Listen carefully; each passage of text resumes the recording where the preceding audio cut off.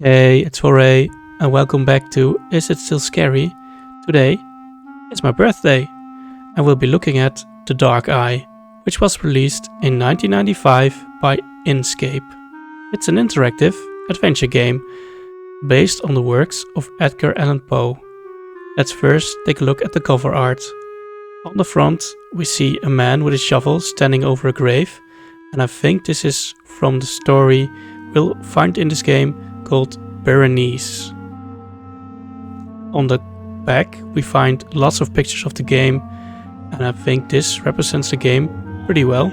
So the front cover is a bit misleading maybe, but the back is definitely really good. The menu of this game is a face, and we have to fill in parts of it. The stories will appear there, so you can always go back there and select the story you want to play. Maybe I should explain a bit how the game works. There is a main story which overarches the other ones, and you have to find items in this game with reflections of yourself to enter the other games. The games are two parts. You play as the victim or as the murderer. Once you enter the game, you come to this mansion, and this butler opens the door, and this is the first time you'll encounter the actors in this game, which are all pretty creepy looking clay puppets. So once you're in the house, you'll meet your Uncle Edwin, who is painting, and he has this thinner which he warns you about, because apparently if you inhale the fumes with it, you'll go mad, and he talks about a guy who scratched out his own eyes. If you then go up the stairs, you'll meet your brother and your niece, which are called Henry and Elise. They're in this room with a piano and some couches and a bottle of wine. I don't know what you would call this room in your house, but they're there. This is also the first time we'll faint from the fumes of the thinner we just talked about, and we enter this nightmare shadow realm thing where you have to explore the house and find these items I was talking about. In this case, I found the wine bottle.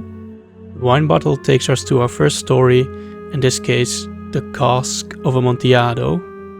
So when you enter the wine bottle, you'll play as Montessor, which is the killer in this story, but I then looked at the other character, which is called Fortunato, and you can switch between the two while in the story. So I ended up playing as Fortunato for the rest of the story.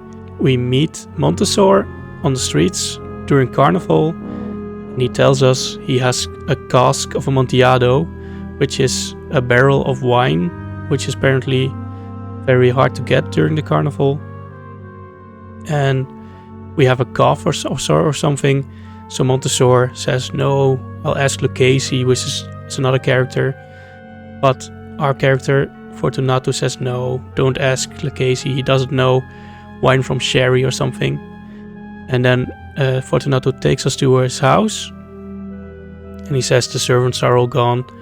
So we head to the crypt of his family, I guess. And he leads us down crypt with lots of skeleton, and he says there's mitre in the walls, so he again urges Fortunato to go back and don't go further into the crypt. But Fortunato wants to have the Cask of Amontillado, so he persists, and they move further into the crypt. Then Montessor takes out a shovel because he's a Freemason or something, and he ends up bricking in Fortunato, trapping him and leaving him there to starve, which is the end of the story.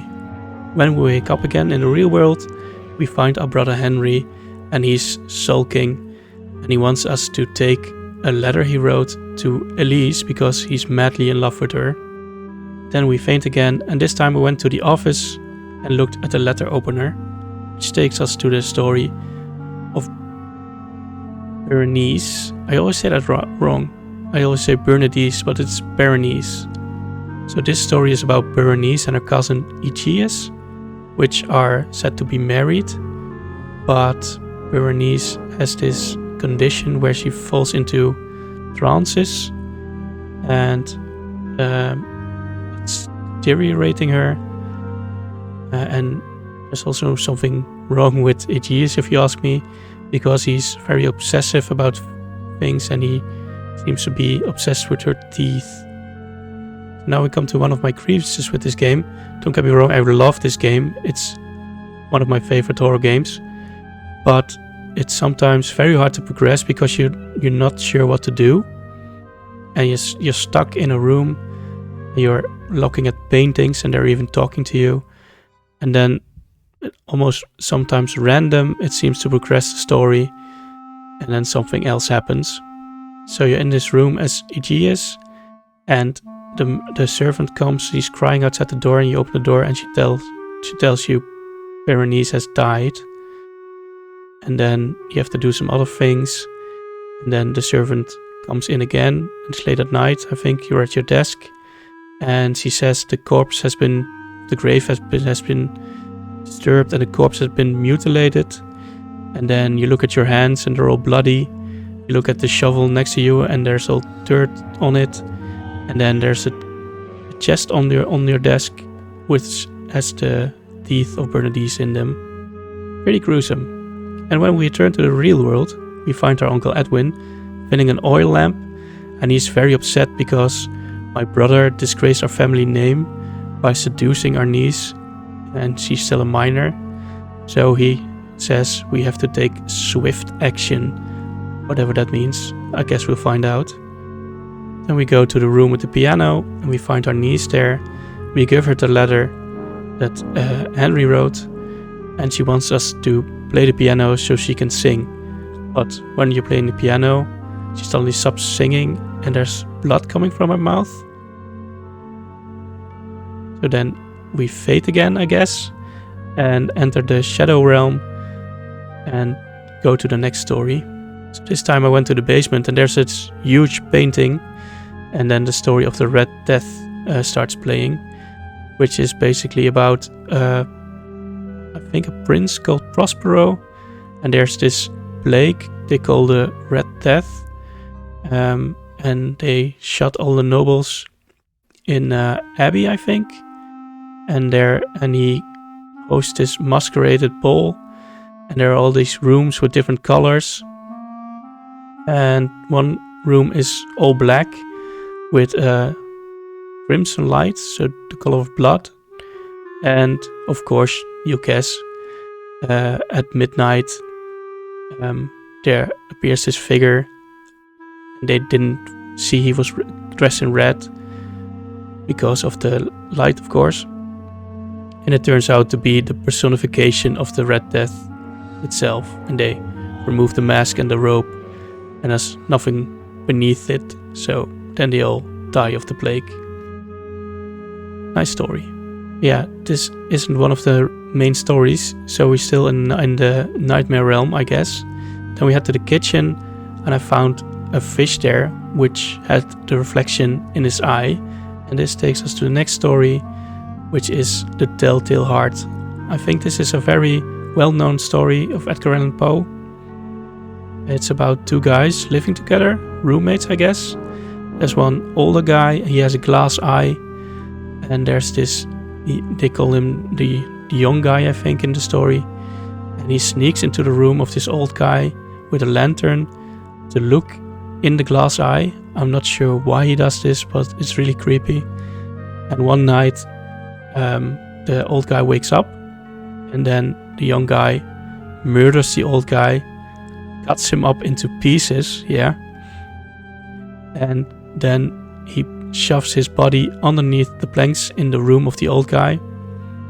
And then sometime later, because there was a scream, I guess, the police show up, and this guy is like, "Oh, come in, nothing's wrong." And he even takes the police to the bedroom of the old guy, and they're just sitting there, and he almost gets away with it, but then suddenly he hears the heart of the old guy pounding beneath the floorboards, and then he's certain that the police guys can hear it as well. Then he confesses. Really weird story. So when we wake up again, we again find our brother sulking. I don't know what's with this guy, but he seems to cheer up when we give him the letter Elise gave us. But then the butler comes and he tells us Elise has died. So then they head to Elise's room, where her Uncle Edwin is already covering her body up, and he's saying something about his mother dying in a similar way. So our brother wants to sit vigil with the corpse, and Uncle Edwin agrees this is proper. And we're sent to fetch this oil lamp he was filling earlier, which is all covered in paint. Not suspicious at all. So then we faint again, and we head to the Shadow Realm.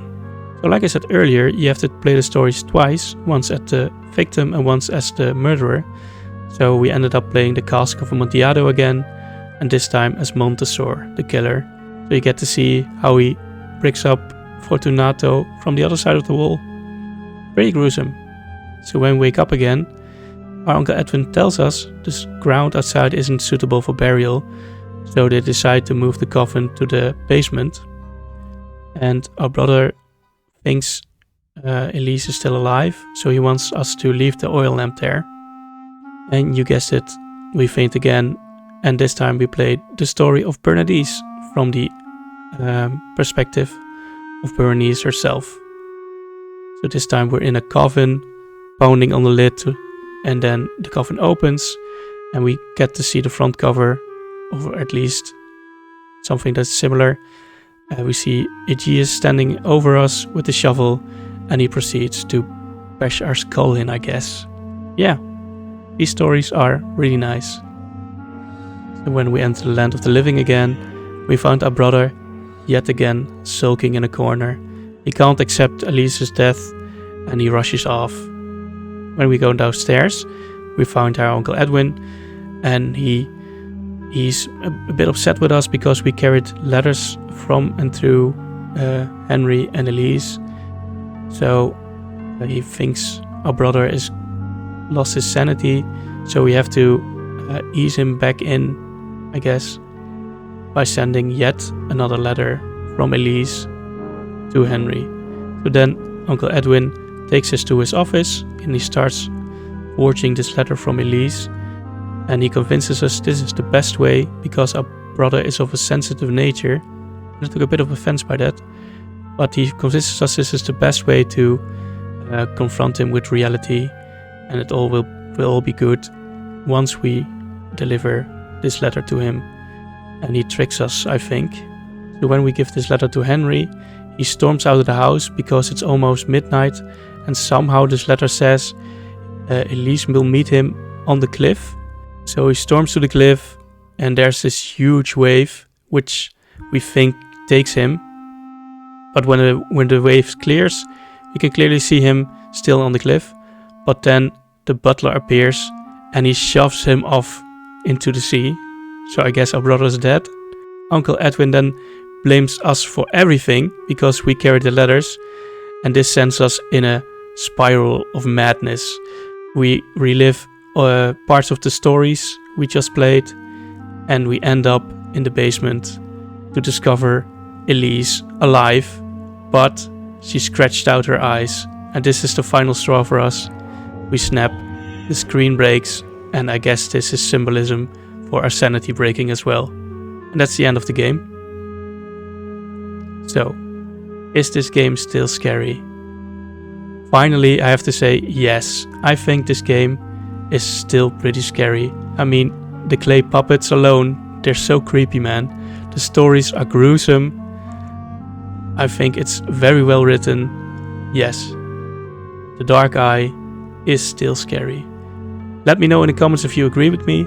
I hope you liked this video. If you did, please leave a like. Consider subscribing to my channel. And I'll see you all in the next video. And enjoy the rest of my birthday. Bye bye. One last time, let me implore you to return. No? Then I must leave you. But first,